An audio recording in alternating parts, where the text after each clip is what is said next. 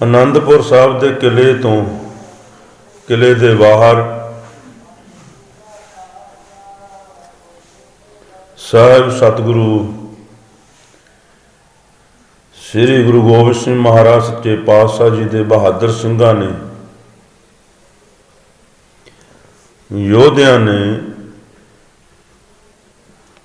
ਮੁਗਲ ਫੌਜਾਂ ਦੇ ਨਾਲ ਕਈ ਮਹੀਨੇ ਘਸਮਾਣ ਦੀ ਜੰਗ ਕੀਤੀ, ਲੜਾਈ ਕੀਤੀ। 13 ਲੜਾਈਆਂ ਹੁੰਦੀਆਂ ਰਹੀਆਂ। ਮੌਕੇ ਦਾ ਜਿਹੜਾ ਰਾਜਾ ਸੀ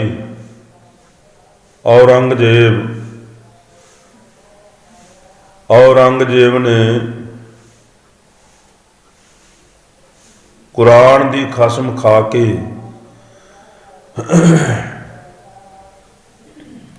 ਕੁਰਾਨ ਦੀ ਸਹੁੰ ਖਾ ਕੇ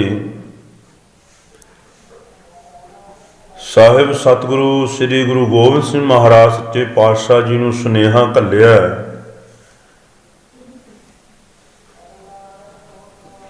ਕਿ ਜੇਕਰ ਉਹ ਆਨੰਦਪੁਰ ਸਾਹਿਬ ਦਾ ਜੋ ਕਿਲਾ ਹੈ, ਕਿਲਾ ਛੱਡ ਦੇਣ, ਕਿਲੇ ਨੂੰ ਖਾਲੀ ਕਰ ਦੇਣ,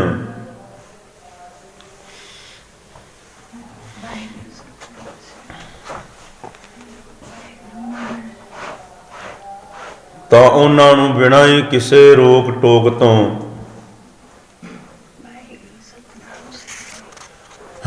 ਜਾਣ ਦਿੱਤਾ ਜਾਵੇਗਾ। ਕੋਈ ਵੀ ਰੋਕ ਟੋਕ ਨਹੀਂ ਹੋਵੇਗੀ।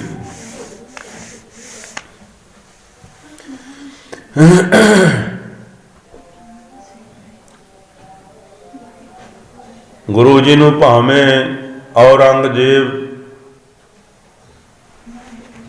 ਬਾਦਸ਼ਾਹ ਨੇ, ਮੌਕੇ ਦੇ ਰਾਜੇ ਨੇ ਸੁਗੰਧ ਖਾਧੀ, ਕਸਮ ਖਾਧੀ ਸੀ, ਪਰ ਸਤਿਗੁਰਾਂ ਨੂੰ ਔਰੰਗਜ਼ੇਬ ਦੀ ਕਸਮ ਦੇ ਉੱਪਰ ਕੋਈ ਇਤਬਾਰ ਨਹੀਂ ਸੀ ਹੈ। ਉਹਨਾਂ ਨੂੰ ਪਤਾ ਸੀ ਵੀ ਇਹ ਔਰੰਗਜ਼ੇਬ ਰਾਜਾ ਜਿਹੜਾ ਝੂਠਾ ਬੰਦਾ ਹੈ। ਔਰੰਗਜ਼ੇਬ ਦੀ ਕਸਮ ਦੇ ਉੱਪਰ ਇਤਬਾਰ ਕੋਈ ਨਹੀਂ ਸੀ ਹੈ। ਪਰ ਪਰਖਣ ਦੇ ਲਈ ਆਪ ਨੇ ਕਿਲਾ ਛੱਡਣਾ ਪ੍ਰਵਾਨ ਕਰ ਲਿਆ ਵੀ ਠੀਕ ਆ, ਅਸੀਂ ਕਿਲਾ ਛੱਡ ਦਿੰਦੇ ਹਾਂ।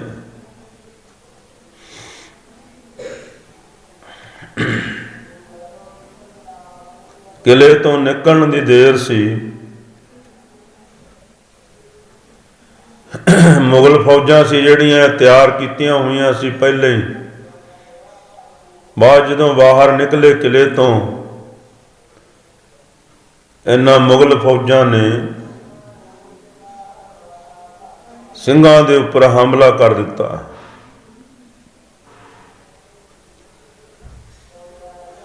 ਸਰਸਾ ਨਦੀ ਦੇ ਕੰਢੇ ਤੇ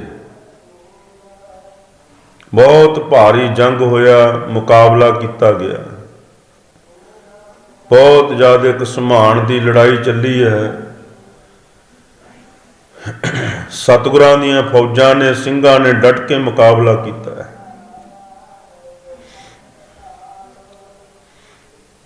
ਇੱਕ ਇੱਕ ਸਿੰਘ ਨੇ ਕਈ ਸਿਪਾਹੀਆਂ ਨੂੰ, ਮੁਗਲ ਫੌਜ ਨੂੰ ਮਾਰਨਾ ਕੀਤਾ ਹੈ, ਜਾਨ ਤੋਂ ਮਾਰ ਕੇ ਖਤਮ ਕੀਤਾ ਹੈ। ਇੱਕ ਇੱਕ ਸਿੰਘ ਨੇ ਕਈ ਸਿੰਘਾਂ ਨੂੰ ਪਲਟ ਕੇ ਸੁੱਟਿਆ, ਕਈ ਮੁਗਲਾਂ ਨੂੰ ਪਲਟ ਕੇ ਸੁੱਟਿਆ, ਇੱਕ ਇੱਕ ਸਿੰਘ ਨੇ।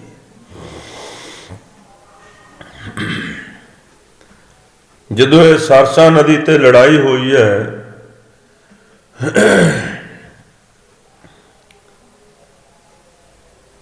ਇਹ ਭਾਖ ਦੀ ਜੰਗ,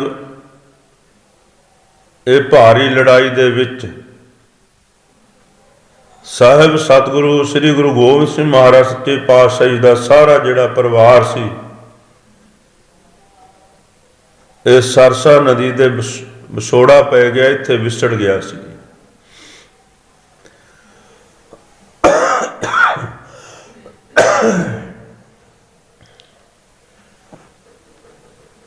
ਛੋਟੇ ਸਪੁੱਤਰ ਬਾਬਾ ਜ਼ੋਰਾਵਰ ਸਿੰਘ ਜੀ ਸਤਿਗੁਰਾਂ ਦੇ ਲਾਲ ਸਾਹਿਬਜ਼ਾਦੇ ਅਤੇ ਦੂਸਰੇ ਸੁਪੁੱਤਰ ਸਾਹਿਬਜ਼ਾਦਾ ਬਾਬਾ ਫਤਿਹ ਸਿੰਘ ਜੀ, ਉਹਨਾਂ ਦੇ ਨਾਲ ਮਾਤਾ ਗੁਜਰ ਕੌਰ ਜੀ।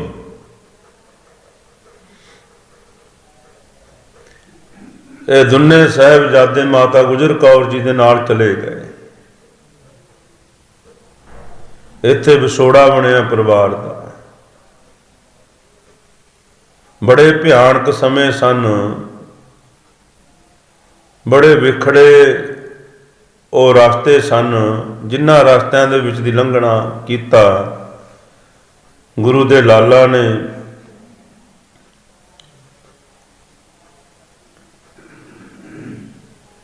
ਜੰਗਲਾਂ ਦੇ ਵਿੱਚ ਦੀ ਹੁੰਦੇ ਹੁੰਦੇ ਮਾਤਾ ਗੁਜਰ ਕੌਰ ਜੀ ਨਾਲ ਨੇ ਤੇ ਬਾਬਾ ਜੋਰਾਵਰ ਸਿੰਘ ਜੀ ਛੋਟੇ ਸਾਹਿਬਜ਼ਾਦੇ ਤੇ ਬਾਬਾ ਫਤਿਹ ਸਿੰਘ ਜੀ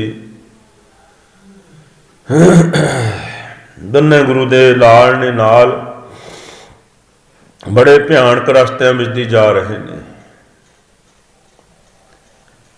ਜਦੋਂ ਉਸ ਜੰਗਲ ਦੇ ਵਿੱਚ ਦੀ ਰਸਤੇ ਦੇ ਵਿੱਚ ਦੀ ਲੰਘੇ,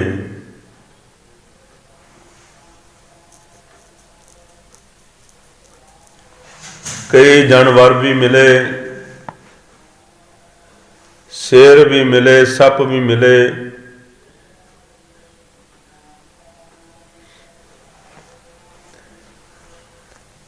ਪਰ ਗੁਰੂ ਦੇ ਲਾਲ ਬੜੇ ਦਲੇਰ ਆਪਣੀ ਪਿਆਰੀ ਦਾਦੀ ਦੇ ਨਾਲ ਬਾਣੀ ਦਾ ਪਾਠ ਕਰਦੇ, ਸਿਮਰਨ ਕਰਦੇ, ਬਿਨਾਂ ਕਿਸੇ ਤੋਂ, ਬਿਨਾਂ ਡਰ ਤੋਂ, ਬਿਨਾਂ ਭਾਵ ਤੋਂ ਉਹ ਭਿਆਨਕ ਰਸਤਿਆਂ ਵਿੱਚ ਦੀ, ਜੰਗਲਾਂ ਦੇ ਵਿੱਚ ਦੀ ਅੱਗੇ ਨੂੰ ਵਧਦੇ ਗਏ।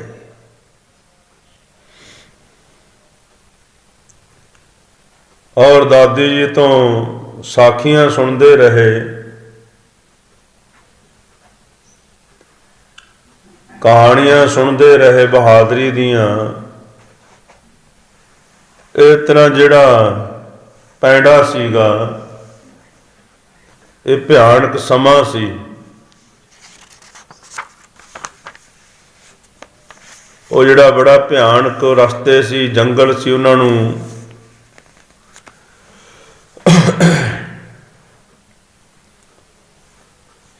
ਦਾਦੀ ਦੀਆਂ ਸਾਖੀਆਂ ਸੁਣ ਕੇ, ਦਾਦੀ ਤੋਂ ਵਾਰਤਾਵਾਂ ਸੁਣ ਕੇ ਉਹ ਜੰਗਲ ਨੂੰ ਲੰਘਣਾ ਕੀਤਾ। ਜਿਹੜੇ ਦੋ ਸਤਿਗੁਰਾਂ ਦੇ ਵੱਡੇ ਲਾਲ, ਵੱਡੇ ਸੁਪੁੱਤਰ ਸਨ, ਬਾਬਾ ਅਜੀਤ ਸਿੰਘ ਜੀ, ਸਾਹਿਬਜ਼ਾਦਾ ਬਾਬਾ ਜੁਝਾਰ ਸਿੰਘ ਜੀ, ਉਹ ਆਪਣੇ ਪਿਤਾ ਸਾਹਿਬ ਸਤਿਗੁਰੂ ਸ੍ਰੀ ਗੁਰੂ ਗੋਬਿੰਦ ਸਿੰਘ ਮਹਾਰਾਜ ਸੱਚੇ ਪਾਤਸ਼ਾਹ ਜੀ ਦੇ ਨਾਲ ਸਰਸਾ ਨਦੀ ਪਾਰ ਕਰਕੇ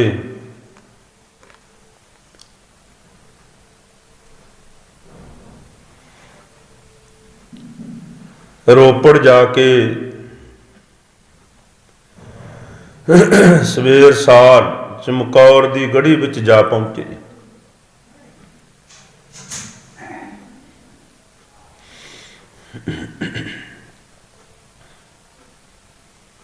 ਬੜੇ ਹੀ ਲੰਬੇ ਰਸਤੇ ਦੇ ਮਗਰੋਂ, ਪੈਂਡੇ ਦੇ ਮਗਰੋਂ, ਜਦੋਂ ਬਹੁਤ ਜ਼ਿਆਦਾ ਭਿਆਨਕ ਪੈਂਡਾ ਤੈਅ ਕਰ ਲਿਆ, ਮਾਤਾ ਗੁਜਰ ਕੌਰ ਜੀ ਦੇ ਸਮੇਤ ਦੋਵੇਂ ਸਾਹਿਬਜ਼ਾਦੇ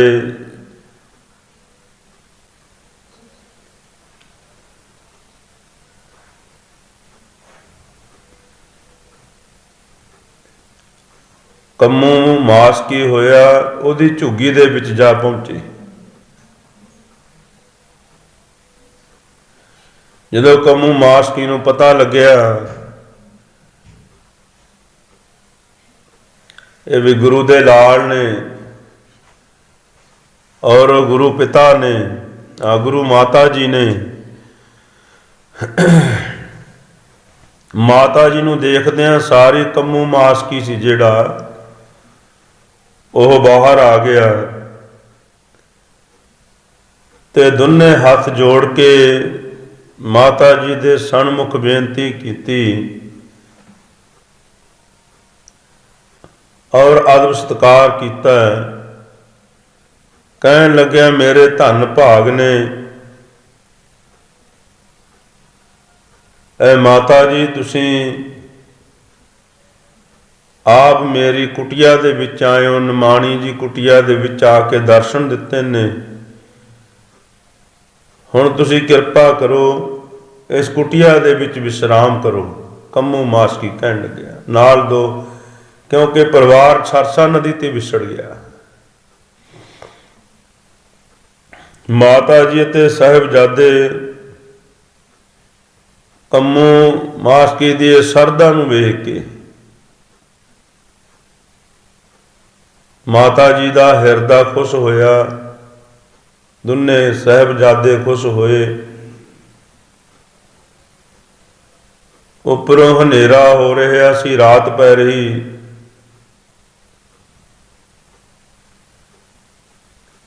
ਫਿਰ ਉਸ ਵਕਤ ਮਾਤਾ ਜੀ ਨੇ ਕੰਮੂ ਮਾਸਕੀ ਦੀ ਝੁੱਗੀ ਦੇ ਵਿੱਚ ਹੀ ਅਤੇ ਕੁਟੀਆ ਦੇ ਵਿੱਚ ਹੀ ਟਿਕਾਣਾ ਠੀਕ ਸਮਝਿਆ ਵੀ ਅੱਜ ਰਾਤ ਆਪਾਂ ਇੱਥੇ ਹੀ ਰਹਿ ਪੈਂਦੇ ਹਾਂ। ਕਿਉਂ ਬਹੁਤ ਤੇ ਕਹਿੰਦੇ ਇਤਿਹਾਸਕਾਰ ਲਿਖਦਾ ਵੀ ਸਮਾਂ ਹੀ ਕੁਛ ਨਹੀਂ ਹੈ। ਜਿਹੜਾ ਉਹ ਸਮਾਂ ਸੀ ਬੜਾ ਭਿਆਨਕ ਸੀ, ਬੜੀਆਂ ਬਿਜਲੀਆਂ ਲਸਕਦੀਆਂ, ਠੰਡੀਆਂ ਹਵਾਵਾਂ ਚੱਲਦੀਆਂ, ਕੱਕਰ ਪੈਂਦਾ ਸੀ।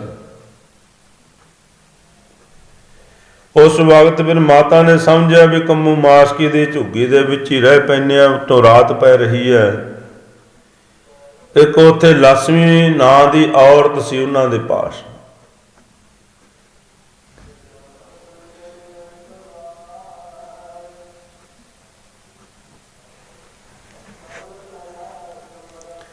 ਜੋ ਕੁਝ ਵੀ ਸਰ ਸਕਿਆ, ਜਿਹੜੀ ਲక్ష్ਮੀ ਸੀ ਔਰਤ ਨੇ ਉਹ ਮਾਤਾ ਜੀ ਦੇ ਕੋਲ ਲਿਆ ਕੇ ਰੱਖਿਆ, ਸਾਹਿਬਜ਼ਾਦਿਆਂ ਦੇ ਕੋਲ ਲਿਆ ਕੇ ਰੱਖਿਆ।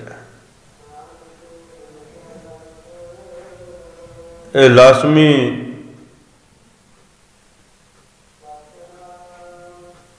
ਸਕਣ ਸਕਾਉਣ ਵਾਸਤੇ ਜੋ ਵੀ ਦਿੰਦੇ ਤੇ ਸਾਹਿਬਜ਼ਾਦੇ ਅਤੇ ਮਾਤਾ ਗੁਜਰ ਕੌਰ ਜੀ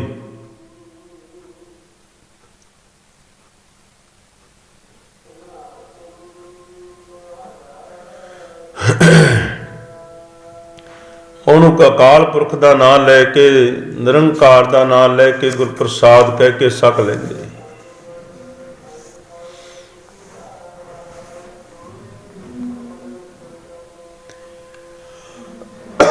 ਉਹ ਰਾਤ ਬੀਤੀ ਹੈ ਕੰਮੂ ਮਾਸਕੀ ਦੀ ਝੁੱਗੀ ਦੇ ਵਿੱਚ। ਹੁਣ ਦੂਜੇ ਦਿਨ ਜਿਹੜਾ ਗੁਰੂ ਘਰ ਦਾ ਰਸੋਈਆ ਸੀ, ਗੁਰੂ ਘਰ ਦਾ ਲਾਂਗਰੀ ਸੀ, ਲੰਗਰ ਦੀ ਸੇਵਾ ਕਰਨ ਵਾਲਾ, ਜਿਹਨੂੰ ਗੰਗੂ ਬ੍ਰਾਹਮਣ ਕਹਿੰਦੇ ਆ, ਉਹਨੂੰ ਵੀ ਸੋਹ ਪੈ ਗਈ। ਪਤਾ ਲੱਗ ਗਿਆ ਵੀ ਮਾਤਾ ਜੀ ਇੱਥੇ ਨੇ। ਸੋਹ ਲੈ ਕੇ ਮਾਤਾ ਜੀ ਦੇ ਕੋਲ, ਜਿੱਥੇ ਸਾਹਿਬਜ਼ਾਦੇ ਨੇ ਕੰਮੂ ਮਾਸਕੀ ਦੀ ਝੁੱਗੀ ਦੇ ਵਿੱਚ ਪਹੁੰਚ ਗਿਆ। ਮਾਤਾ ਗੁਜਰ ਕੌਰ ਜੀ ਨੂੰ ਹੱਥ ਜੋੜ ਕੇ ਬੇਨਤੀ ਕਰਨ ਲੱਗਿਆ। ਕਹਿਣ ਲੱਗਿਆ ਮਾਤਾ ਜੀ ਹਾਂ ਮੇਰੇ ਨਾਲ ਮੇਰੇ ਪਿੰਡ ਖੇੜੀ ਚੱਲੋ।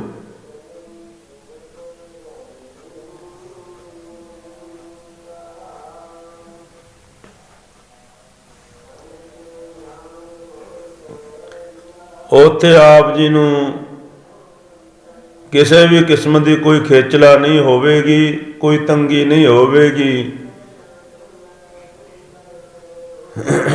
ਬਾਕੀ ਸਿਰੇ ਕਿਸੇ ਨੂੰ ਆਪ ਜੀ ਬਾਰੇ ਪਤਾ ਵੀ ਨਹੀਂ ਲੱਗੇਗਾ, ਸੂਹ ਵੀ ਨਹੀਂ ਲੱਗੇਗੀ। ਇਸ ਕਰਕੇ ਤੁਸੀਂ ਮੇਰੇ ਕੋਲ ਚੱਲੋ ਖੇੜੀ।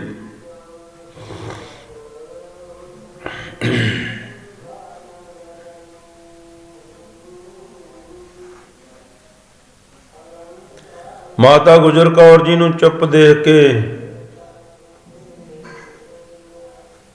ਜਦੋਂ ਮਾਤਾ ਜੀ ਇਹ ਗੱਲ ਸੁਣ ਕੇ ਚੁੱਪ ਹੋਏ, ਗੰਗੂ ਦੀ ਤੇ ਮਾਤਾ ਜੀ ਨੂੰ ਚੁੱਪ ਦੇਖ ਕੇ ਇਹ